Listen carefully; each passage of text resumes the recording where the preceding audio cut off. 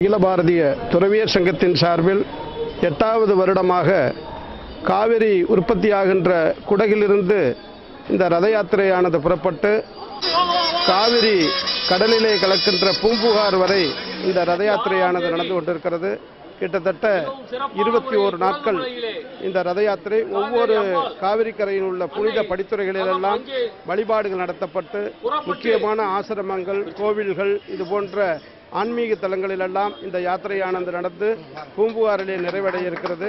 இந்த காவிரி யாத்திரையினுடைய நோக்கம் காவிரியை கங்கையை போல தெய்வமாக போற்றி வணங்க வேண்டும், காவிரியை தூய்மையாக வைத்துக் கொள்ள வேண்டும் என்று மக்களிடம் விழிப்புணர்வை ஏற்படுத்துவதற்காக இந்த ரத யாத்திரையானது நடந்து கொண்டிருக்கிறது. துணிமணிகளை காவிரியிலே போடுவது, குப்பக்கூளங்களை காவிரியிலே கொட்டுவது போன்ற செயல்களிலிருந்து காவிரியை பாதுகாக்க வேண்டும், காவிரியின் தூய்மையை பாதுகாக்க வேண்டும். இதன் மூலமாக நீர்வள ஆதாரங்களை மேம்படுத்துவதற்காக இந்த விழிப்புணர்வு ரத யாத்திரையானது கடந்த 8 ஆண்டு காலமாக அகில பாரதிய துறவியர் சங்கத்தின் சார்பிலே நடைபெறுகிறது.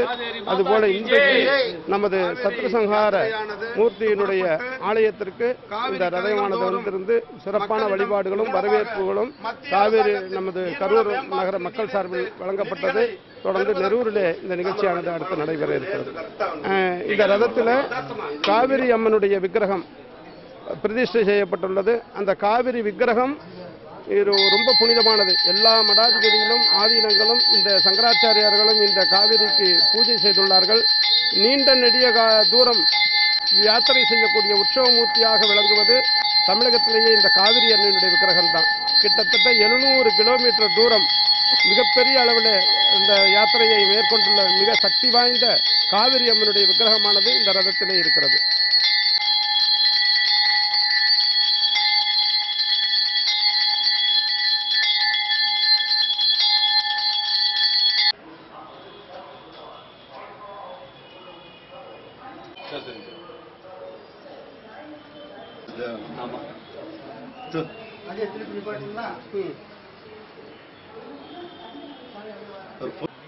அந்த பையன் கையில தீர்த்த அபிஷேகம் பண்ணி இந்த மனம் திரும்ப வெளியே வரும்.